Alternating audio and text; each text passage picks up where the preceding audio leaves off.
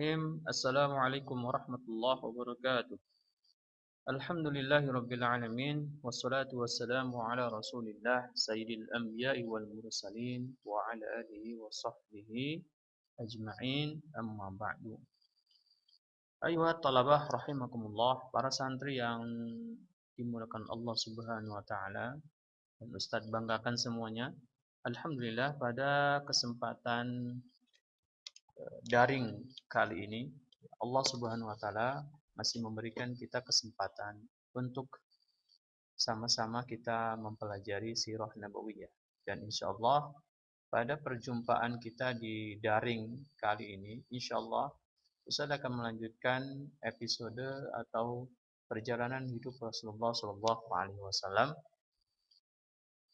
yang pada pertemuan sebelumnya Ustaz sudah menyampaikan tentang beberapa peristiwa sebelum kenabian, dari sejak Rasulullah Shallallahu Alaihi Wasallam sebelum dilahirkan, ya, bagaimana kemudian Ustadz menyampaikan kemarin tentang ya, sejarah kakek buyutnya Rasulullah Shallallahu Alaihi Wasallam, kemudian dilanjutkan dengan perang gajah, ya, kemudian dilanjutkan dengan masa kelahiran Rasulullah Shallallahu Alaihi Wasallam, termasuk ketika wafatnya Abdullah, bapaknya Rasulullah SAW, kemudian Rasulullah lahir dan beberapa peristiwa yang terjadi ketika Rasulullah SAW menandakan betapa agungnya Rasulullah SAW.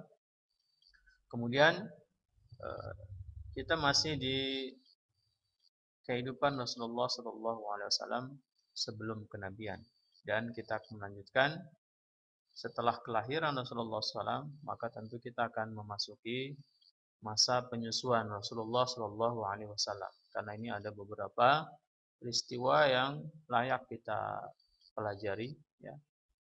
Banyak hikmah di sana yang bisa kita dapatkan dari proses ibu susu, ya, persusuan Rasulullah Shallallahu Alaihi Wasallam. Ada bab khusus tentang sirah nabawiyah tentang hal ini, tentang ibu susuan Rasulullah Shallallahu Alaihi Wasallam. Baik, beberapa menit ke depan insyaallah Ustaz akan menyampaikan secara singkat saja, ya, karena waktu kita terbatas. Itu tentang beberapa ibu susuan dan beberapa peristiwa, ya, yang terjadi ketika Rasulullah SAW bersama ibu susuannya. Yang pertama, beberapa ibu susuan yang tercatat dalam sirah Rasulullah SAW. Itu pertama, kita akan mengetahui bahwasanya Rasulullah SAW pernah disusui oleh seorang budak yang bernama Suwaibah al-Aslamiyah. Dia adalah budaknya Abu Lahab yang kemudian dimerdekakan oleh Abu Lahab. Abu Lahab sangat senang sekali ketika Rasulullah SAW lahir. Sangat senang sekali ketika Rasulullah SAW lahir. Sampai kemudian Abu Lahab ini memerdekakan seorang budaknya bernama Suwaibah, dan ternyata Suwaibah ini kemudian menjadi ibu susuan Rasulullah SAW, dan situ tercatat kurang lebih selama 4 bulan Rasulullah SAW disusui dengan Suwaibah. Dan beberapa saudara susuan Rasulullah SAW yang pernah disusui oleh Suwaibah, di antara adalah Hamzah, ya. Hamzah bin Abdul Muttalib, ya, menjadi saudara ibu susu, ya. Jadi Hamzah ini adalah seorang pendekar hebat, ya, seorang sahabat yang luar biasa. Nanti dia adalah seorang panglima perang, ya, dalam beberapa peristiwa perang. Hamzah ini sangat luar biasa, ya. Nanti saya akan sampaikan secara lengkapnya pada episode selanjutnya di perang-perang, ya. Ada Hamzah bin Abdul Thalib. Kemudian juga anaknya Suwaibah bernama Masruh. Jadi Rasulullah SAW, ya, memiliki saudara sepersusuan, Hamzah bin Abdul Thalib dan juga Masruh, ya, anaknya Suwaibah. Nah, kemudian selanjutnya Rasulullah SAW juga pernah disusui oleh Halimah As-Sa'diyah. Nah, dengan Halimah As-Sa'diyah ini ada kisah-kisah yang sangat luar biasa, ya, menjadi sebuah catatan sirah nabawiyah yang layak kita baca, ya, yang harus kita pelajari. Jadi dalam tradisi bangsa Arab ketika itu, Rasulullah Shallallahu Alaihi Wasallam, ya, menjadi kebiasaan bangsa Arab ketika itu mencari wanita penyusu bayi.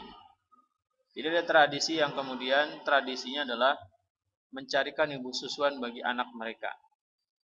Nah, satu kisah yang sangat menarik. Ada seorang wanita bernama Halimah As-Sa'diyah. Halimah As-Sa'diyah ini dia sudah menikah dan sudah punya anak. Suaminya bernama Al-Haris bin Abdul Uzza. Ya, kemudian anaknya ini ada Syaimah, Unesa dan Abdullah. Ya, ini adalah saudara susu Nabi juga berarti. Ya.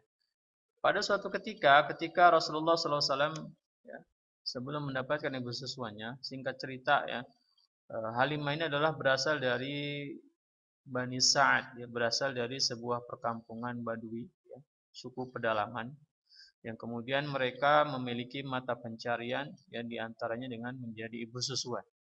Singkat cerita kemudian Halimah ini berangkat bersama teman-teman, ya, teman-teman wanitanya satu desa menuju ke Mekah untuk mendapatkan bayi susuan.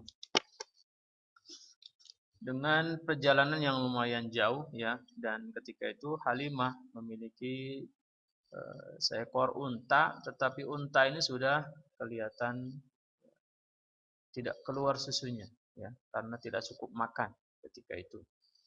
Dan juga dia memiliki keledai. Nah, dia dari tempat tinggalnya, dari desanya, Halimah kemudian mengendarai keledainya. Singkat cerita, keledainya ini lemah sekali, sehingga kemudian ketika itu karena keledainya yang sangat lemah sehingga dia tertinggal dengan teman-temannya. Bahkan diejeki, ya, bahkan kemudian dibully oleh teman-temannya ini karena keledainya ini yang sangat lemah sekali, sehingga sangat tertinggal. Sampai kemudian sampailah di Mekah, dan ketika itu Rasulullah Shallallahu Alaihi Wasallam, ya, beberapa wanita menolak untuk menyusui Rasulullah Shallallahu Alaihi Wasallam dengan alasan karena Rasulullah ketika itu memang Rasulullah sudah ditinggalkan oleh bapaknya. Dia adalah seorang anak yang yatim, sehingga mereka berpikiran bahwasanya anak yang yatim tidak akan mendatangkan bayaran yang besar, sehingga para wanita menolak untuk menyusui Rasulullah Shallallahu Alaihi Wasallam. Sehingga kemudian sampai awalnya juga Halimah As-Sa'diyah juga kemudian menolak untuk menyusui Rasulullah Shallallahu Alaihi Wasallam karena Rasulullah adalah anak yang yatim. Tapi hikmah Allah Subhanahu Wa Taala, ya, kemudian nanti Rasulullah Shallallahu Alaihi Wasallam ini disusui oleh Halimah. Nah, ini kita akan mendapatkan sebuah hikmah yang sangat luar biasa. Allah menunjukkan kepada manusia ketika itu, Allah memperlihatkan bagaimana keagungan Rasulullah SAW, bagaimana kedudukan Rasulullah SAW, ya, bagaimana kemudian manusia yang sangat luar biasa ini. Ya.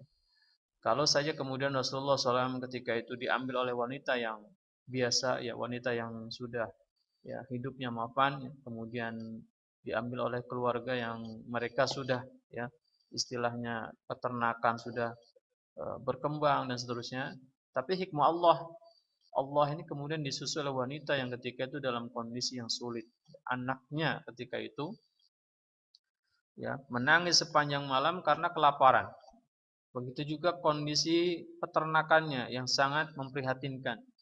Karena dalam kondisi yang paceklik sehingga kemudian peternakannya mengalami, ya, kondisi yang tidak menghasilkan susu yang banyak, tidak menghasilkan, ya, sehingga kemudian kebutuhan mereka sangat, ya, tidak terpenuhi. Inilah nanti kita akan mendapatkan hikmahnya di sini. Setelah kemudian akhirnya, ya, Halimah ini tidak mendapatkan anak bayi untuk disusui. Tinggal pilihan terakhir adalah Rasulullah Shallallahu Alaihi Wasallam. Akhirnya kemudian Halimah kemudian memilih Rasulullah Shallallahu Alaihi Wasallam untuk disusui olehnya. Dan hikmah Allah Subhanahu Wa Taala ketika Rasulullah Shallallahu Alaihi Wasallam, ya, diambil oleh Halimah As-Sa'diyah, tiba-tiba saja kemudian ya, Rasulullah Shallallahu Alaihi Wasallam disusui oleh Halimah. Ya, tiba-tiba saja kemudian eh, yang tadinya Halimah ini tidak bisa mengeluarkan air susu yang banyak, tetapi ketika Halimah menggendong Rasulullah, tiba-tiba saja Allah memberikan kemudahan kepada Halimah. Ya, luar biasa sekali ketika itu. Ya, Rasulullah SAW disusui olehnya sampai kenyang. Bahkan anaknya yang sepanjang malam sebelum bertemu dengan Rasulullah menangis karena kelaparan karena Halimah tidak mengeluarkan air susu yang cukup. Ya, karena Halimah tidak mendapatkan makanan yang layak sehingga kemudian air susunya menjadi banyak.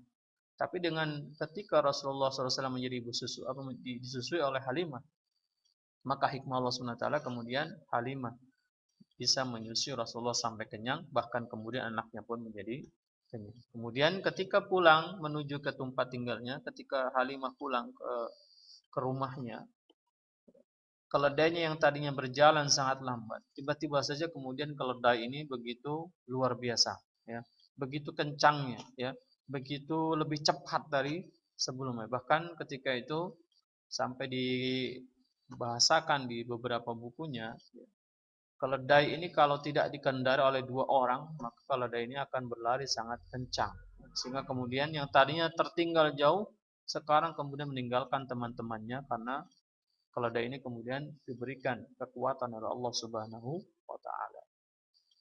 Kemudian ketika sampai di rumah, keledai dan untanya, ya, yang tadinya kurus kerempeng, ya, yang untanya tadinya kemudian tidak menghasilkan susu, ternyata kemudian tiba-tiba saja Allah memberikan kemudahan kepada keluarga ini. Allah memberikan keberkahan kepada keluarga Halimah.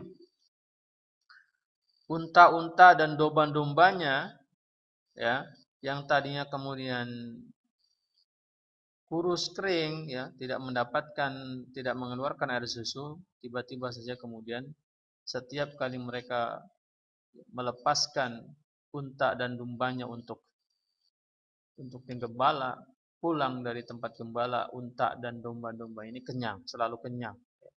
Padahal masyarakat di sekitarnya ketika itu mengalami kesulitan, ya, mengalami kesulitan.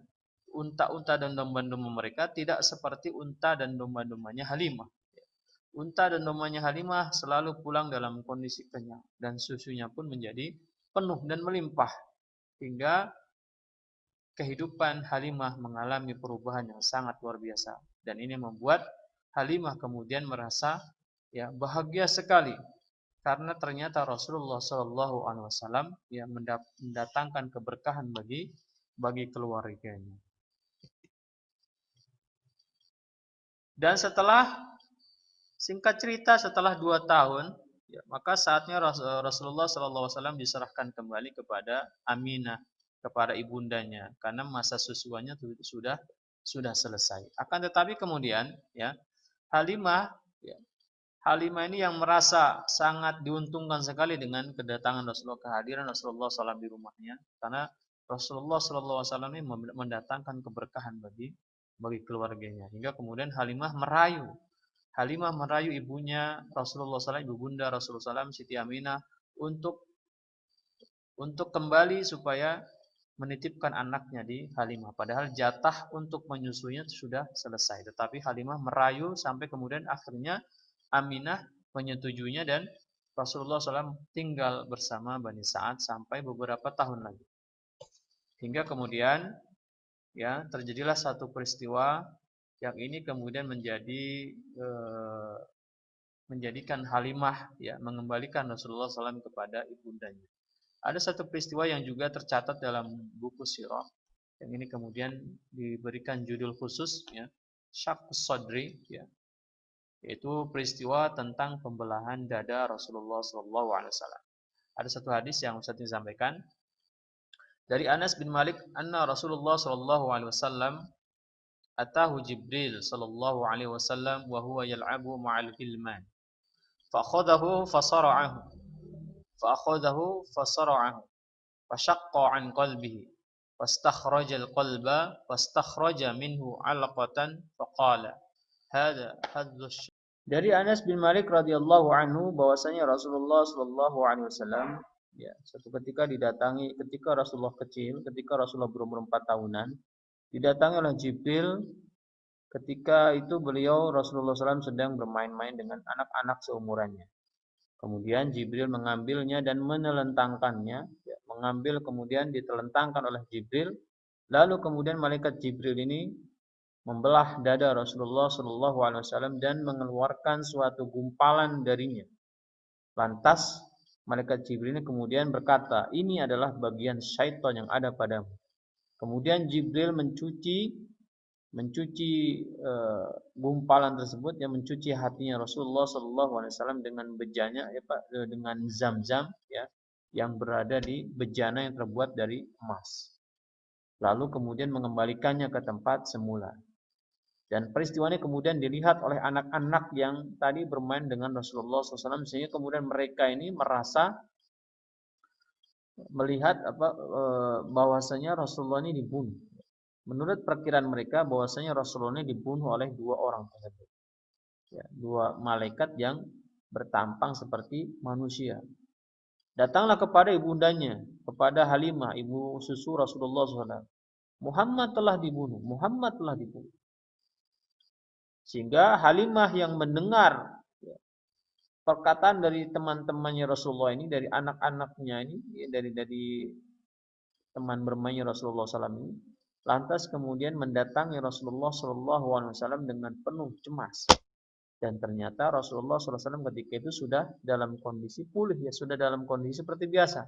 Tidak tampak terjadi peristiwa, ya, apa-apa kepadanya. Tetapi Halimah ini mempercayai 2 anak-anak tadi, sehingga kemudian Halimah dengan kecemasan itu sehingga mengembalikan Rasulullah SAW kepada ibunya Siti Aminah.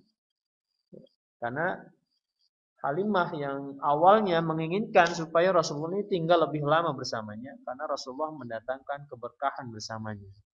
Ya. Halimah ini kemudian merasa senang ketika Rasulullah tinggal bersamanya, karena Rasulullah adalah seorang anak yang sangat nurut, ya, anak yang baik kemudian bahkan bukan hanya baik, tetapi kedatangannya di rumahnya, keberadaannya di rumahnya membuat rumahnya menjadi berkah, ya. Kebahagiaan selalu meliputi keluarganya Halimah, sehingga sangat berharap sekali supaya Muhammad tinggal lebih lama bersama Halimah. Tetapi setelah peristiwa ini kemudian Halimah merasa cemas, sehingga kemudian dia dengan buru-buru atau dengan segera mengembalikan Muhammad kepada ibunya. Ya. Dari peristiwa-peristiwa, ya, penyusuan, ya, kemudian pembelahan dada ini ada beberapa hikmah yang bisa kita dapatkan tentunya, ya. Pertama tentang penyusuan, ya.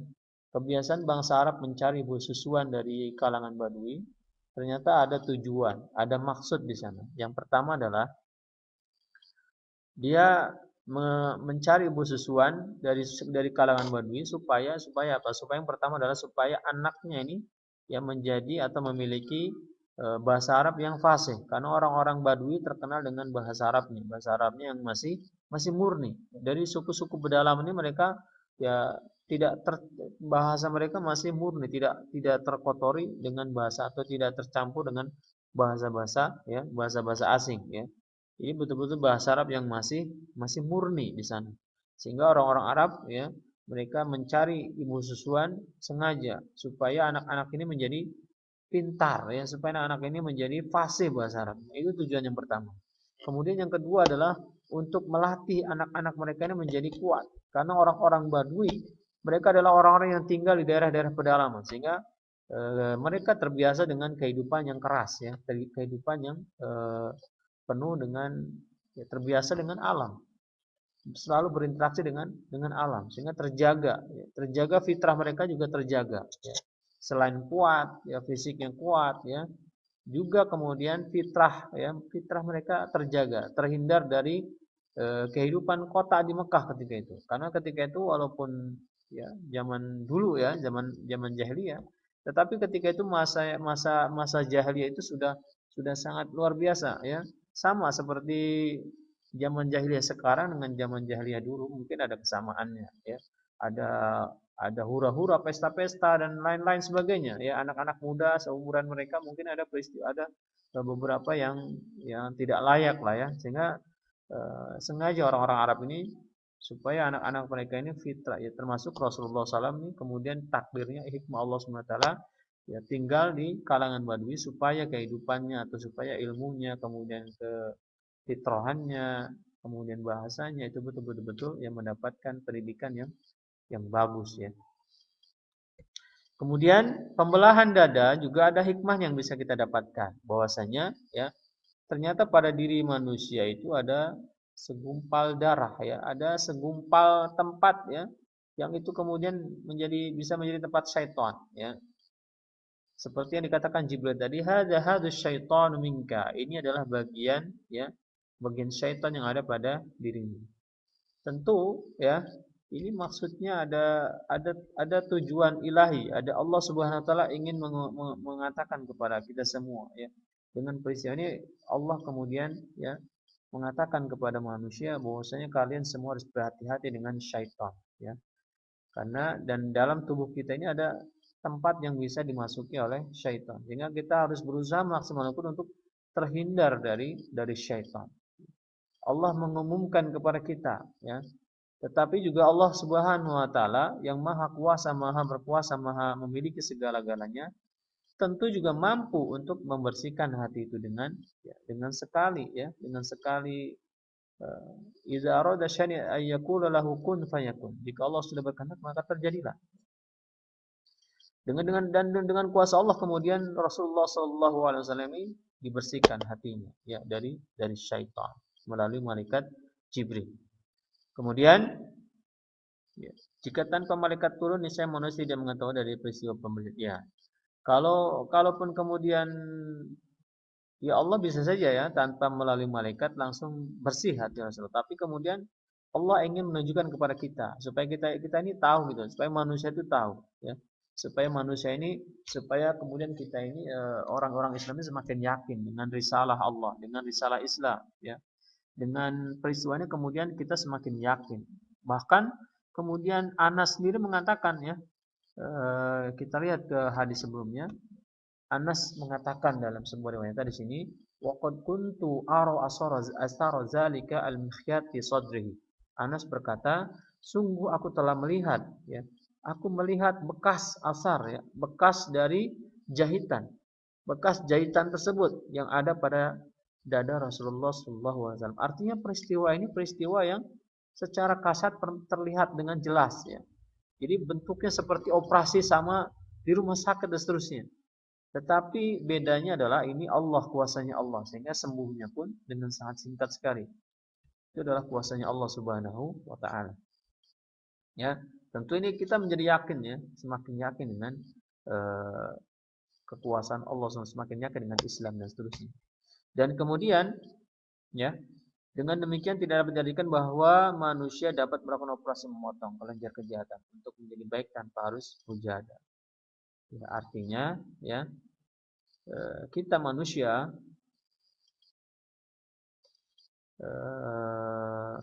tidak bisa melakukan operasi, tidak bisa melakukan operasi atau apapun supaya orang itu menjadi baik ya. Orang itu menjadi baik adalah tergantung kepada mujahadahnya, tergantung kepada usahanya.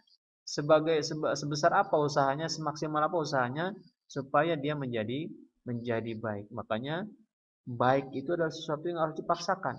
Ya. Kalau tidak dipaksakan maka akan sulit. Jadi pilihannya itu adalah hidayah ya. Itu adalah hidayah. Ya.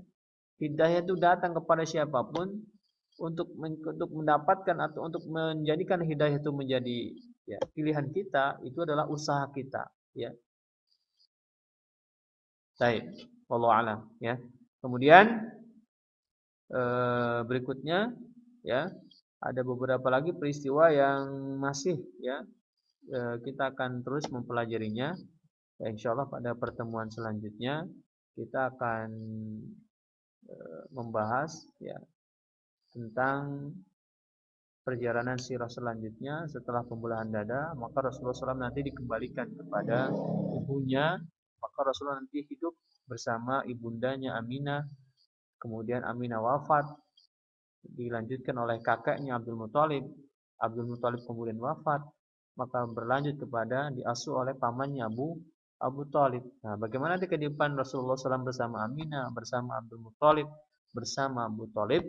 Insyaallah kita akan bahas pertemuan tersebut pada episode atau pada pelajaran selanjutnya. Mudah-mudahan nanti sudah bisa disampaikan di kelas ya. Karena untuk lebih detail, lebih